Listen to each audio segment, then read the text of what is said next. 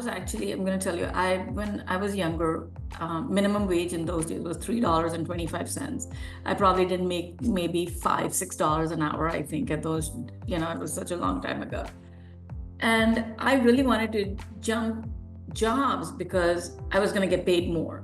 It was not because was I a fit. I never even thought of if I was a fit, right? Yep. And so she was a manager, and I told her, I said, look, I'm trying to, it was in the company. She says, that's not really a job, but I understand where you're coming from. I see you have ambition and aspirations. I will help guide you. Never even heard of such a thing.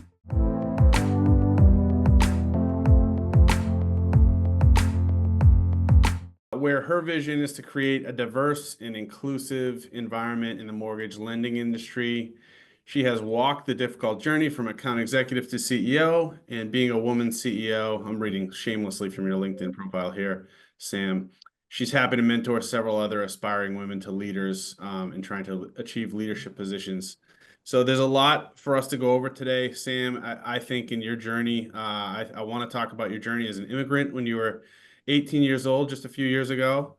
And That's right. And how let's keep it that way. And how grateful you were to the folks that help you sort of integrate into America and become a business person here, a business leader. So why don't we start with that? I think that's going to be a great story for young folks that are coming to this country to hear, that aspire to be not only a leader but a woman in leadership in America.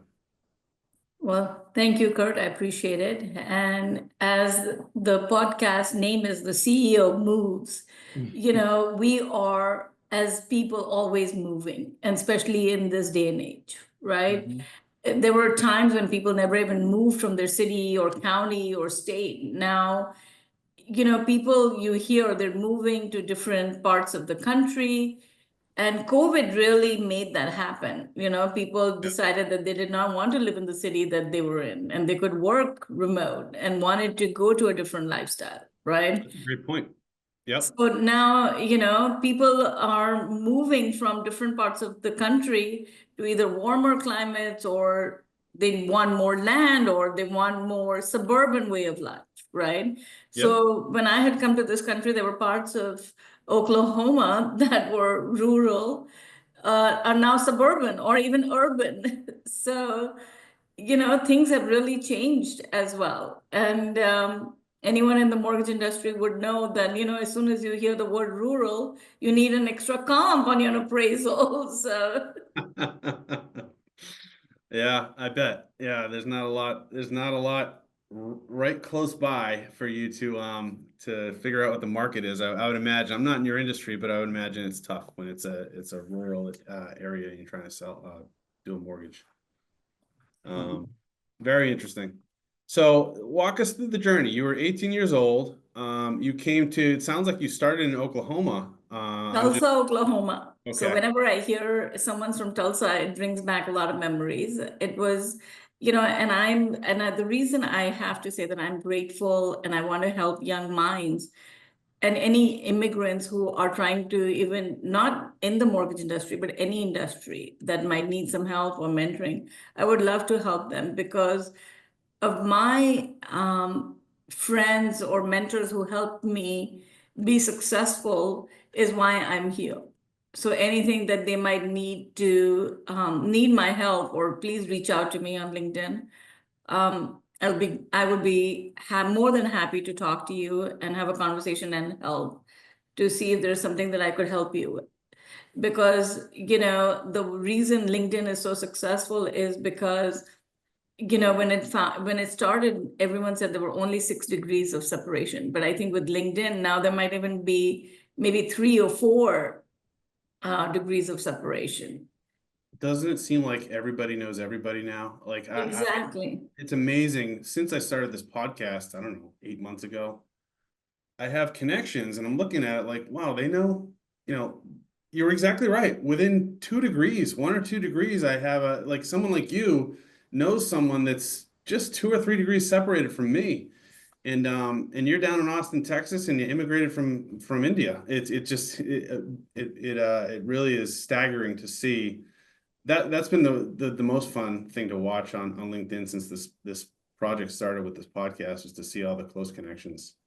But you mentioned something. You mentioned two things that I want to focus on right now and kind of get your take on. Let's go away from business a little bit and go into friendship and mentorship. You came here when you were 18, a handful of years ago, and a friend and a mentor, or there may have been one, there may have been two, took you under their wing and made you feel like you were part of something and showed you the ropes and got you integrated. What does that mean to you? Like, what's the definition of a friend and a mentor from your perspective in business?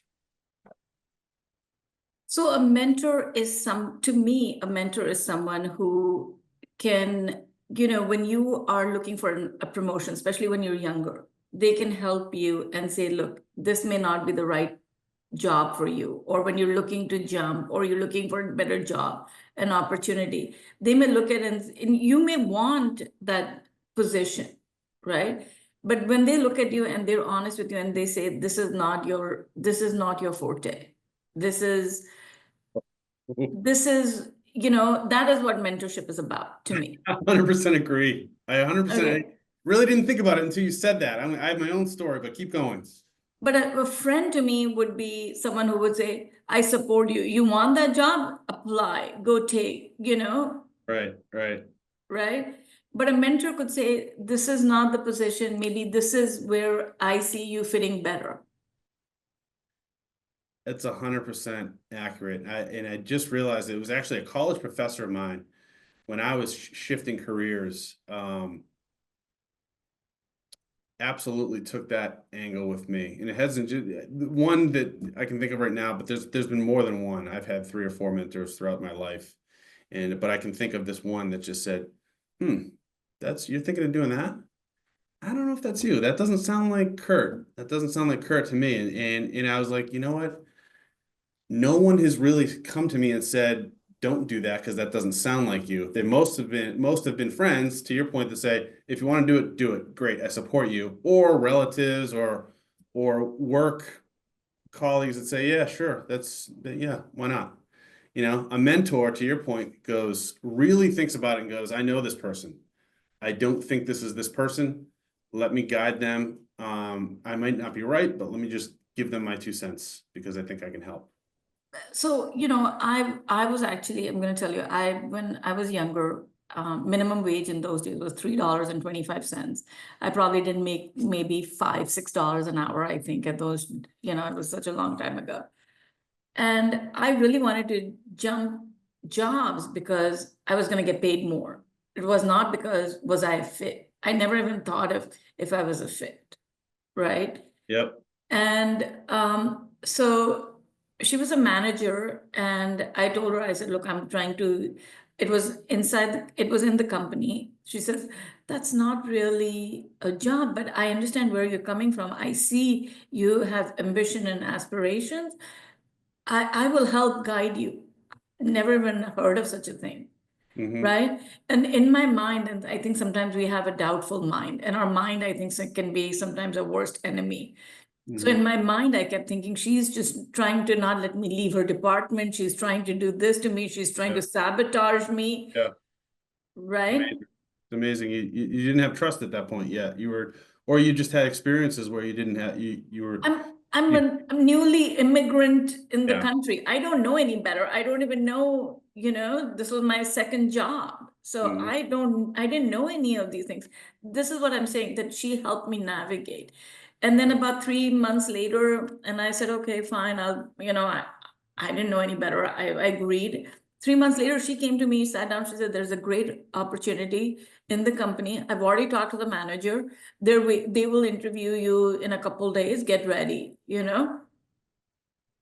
And she really took me to that manager's position, to the manager's office. And I felt like that was what she did for me at that point was bigger than anything that I felt that I could have done for myself.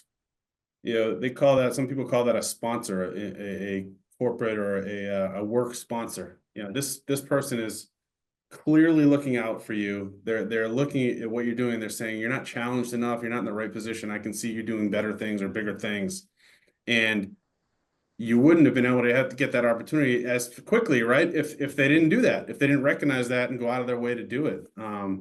So I now I'm seeing why you want to give back. Like you want to do that same thing to others within your industry, and you're It doesn't, sometimes it might not be the same industry. It could be something else. They might just need a sounding board because sometimes, again, I thought it was the right decision for me at that point, Mhm. right? But Yeah. now I think back and I would have failed miserably. I would have quit the company. I would have been unhappy. Yeah. Yeah. It's what a great story. Thank you for sharing that with us. That's I wish I heard more of these on the podcast, and maybe I'll go there. Maybe I'll go there from now on my with my line of questioning. Tell me about someone who went to bat for you or became your sponsor or mentor that you didn't ask for it. They just noticed something. I would probably more often than not, they're going to have a story like that. And but this is the first one that I've heard. So thank you. Well, I'm gonna say this, that PrivoCorp's owner, Mridul Prakash, is an amazing person. And he has taught me so much. Sometimes, there are things that we are ingrained or we think we know. And he will come and say that's you're being, and this is, he calls me this at times. He's like, you're doing your thing, you're being a lone ranger again. And being from Texas, I totally get that. And sometimes, I feel like as a CEO, I feel I need to be a lone ranger. I don't want, some of those decisions. I cannot talk to everyone. This And is when he this, says that, I have to step back and think about what am I doing? yeah. Now And you're in. how can I be more inclusive? Now you're right in my wheelhouse of delegation, team, trusting others to make decisions for the company when they just look at you as the CEO and the head shot caller or the only shot caller, right? The only decision maker, right? Sometimes in a small company, what I find, yeah, if it's a really small company, and by really small, 25 to 100 employees, that's considered pretty small. Yeah, that's what you see. You see the CEO rising up and the company getting more and more profitable and the CEO getting more and more power, but then going, wait a second, this is getting too big for me to do all by myself. And I feel like the Lone Ranger. And that's no way for a company to be run. You can't, no successful company was ever made successful by one person, ever in the history Agreed. of mankind. Agreed. It's all teamwork. It's people, he says this all the time. And he says, people first, then clients, then the company.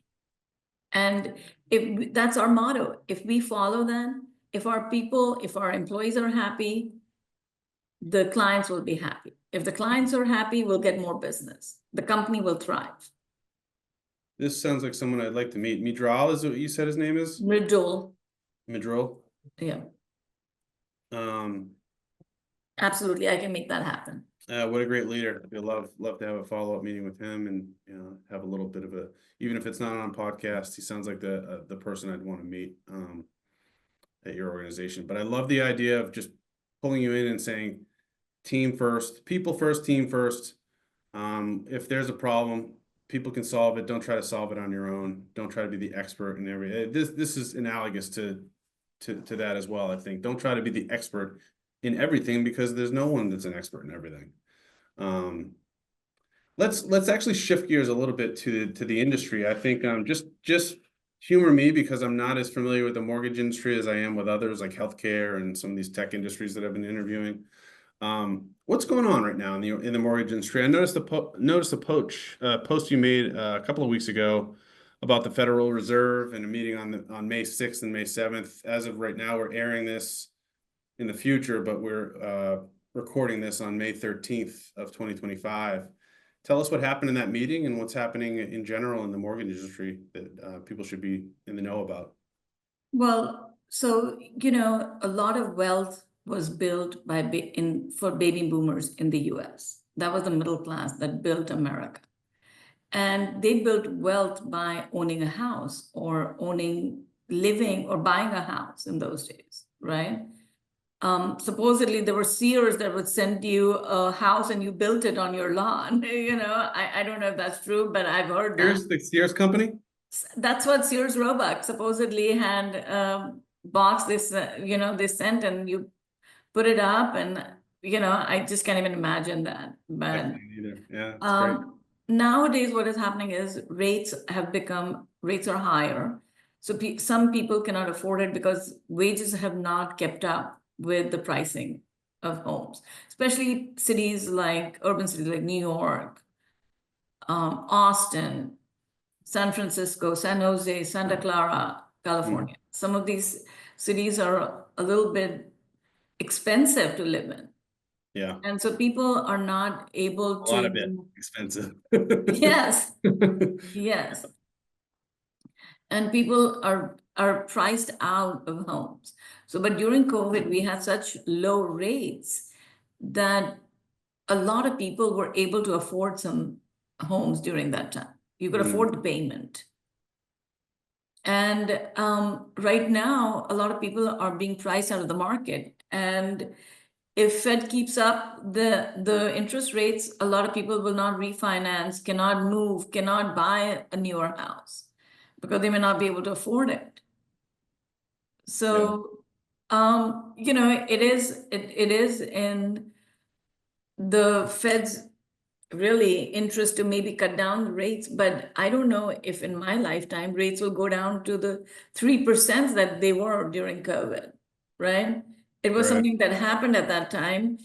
And I think we got used to such low rates and but when I bought my first house, it was at like 8.5 or 9%, Yeah. I think I was in the 6s or 7s or something. Yeah. Yeah. So we were used to, we've seen the higher rates. So when it's lower, it's really hard when you've seen those rates to go back and say, oh, I'll buy a house at 7. When the last house I bought was at 3 or 3.25.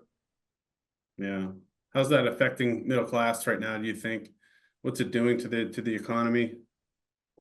I think people are not moving as much. And, my daughter owns a home in Dallas. And they've got 2 kids. They might want a better neighborhood or a better school district, but they're priced out of the market. They don't want to really move because they have a great rate, they have a good payment, and this is where it is. It's a fact. Otherwise, I think if rates were somewhere in the 3s, they might have looked at selling their house, it's appreciated, and buying a bigger house.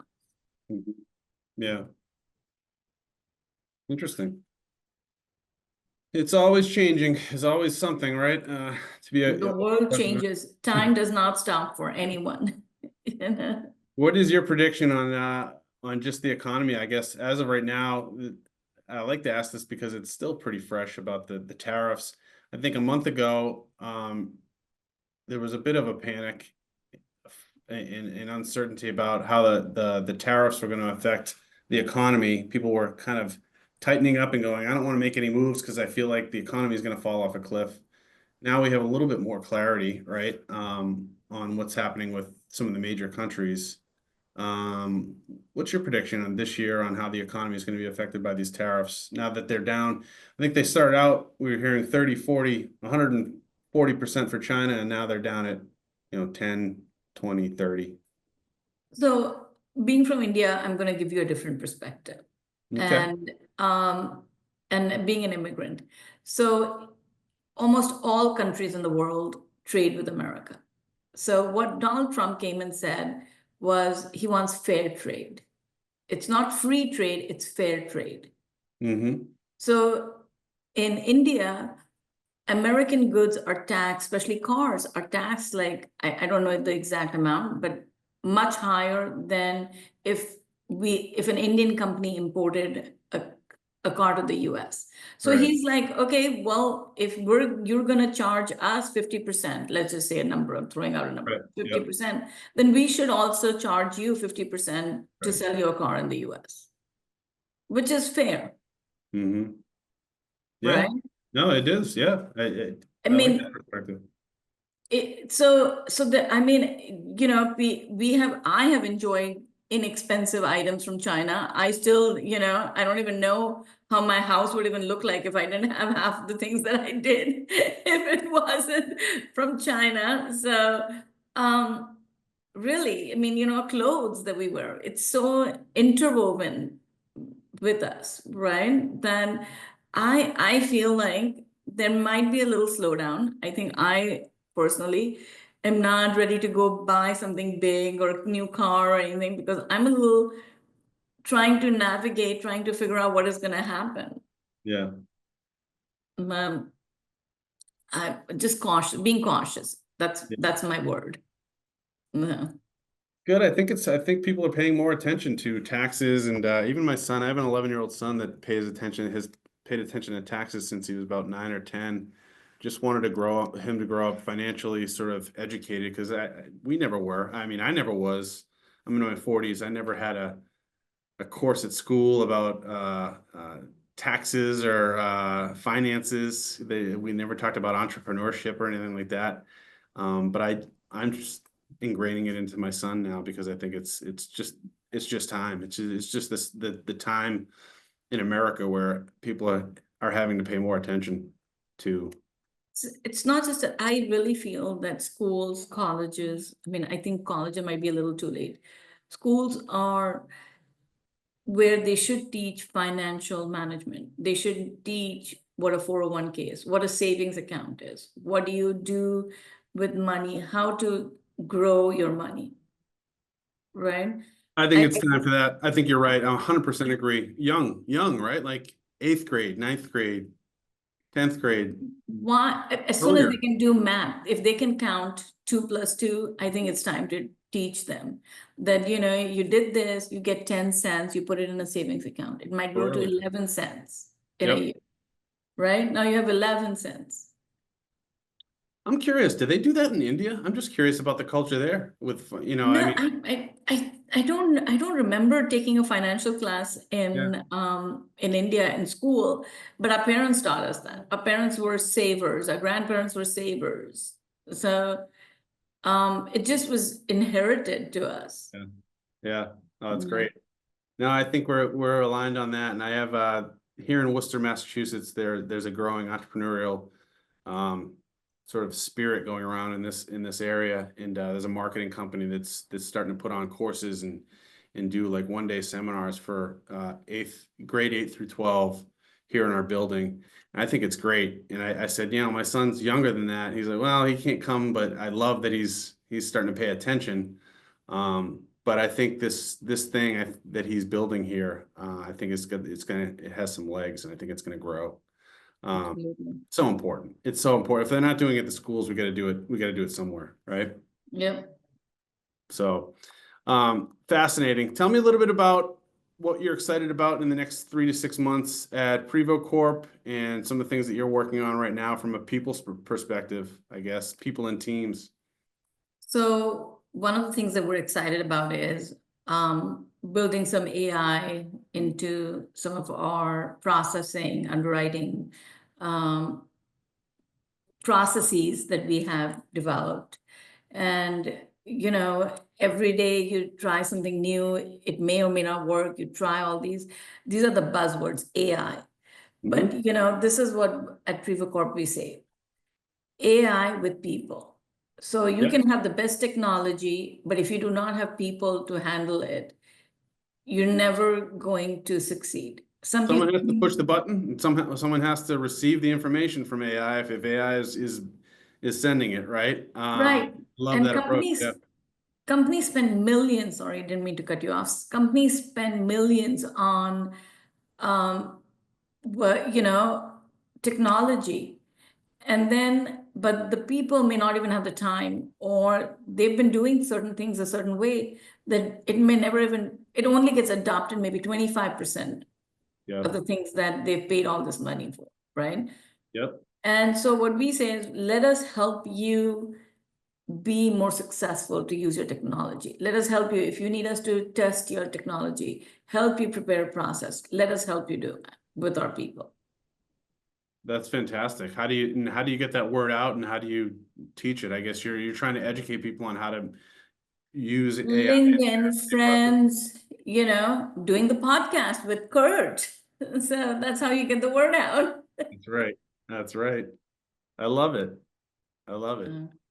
I think you guys have all the right things going for you. Tell us a little bit about the company right now. How many employees does PrivoCorp have? What cities are you in? I think you have some partners overseas as well. We have overseas in India. We have couple offices in different cities in India. We have an office in Singapore. We have an office in Dallas, Texas, and I live in Austin, the best part of Texas. Some people may disagree, but Austin is a happening city right now. It's the cool place to be. It's it's the Yes. cool, hot place to be. What is it, 90 Yeah, with degrees? 101 degrees today.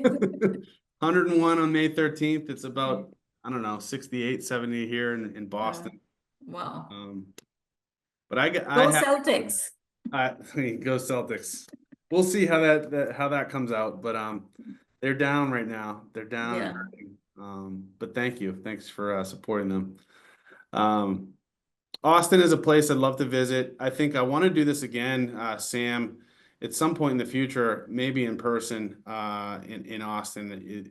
It's on my map. It's circled, and it's got a big X on it for a place to go, because I know there's a lot of exciting things happening there. You're there. A lot of businesses have moved there from California. It sounds like, not just the one that everybody knows, with a certain wild leader, but Yes.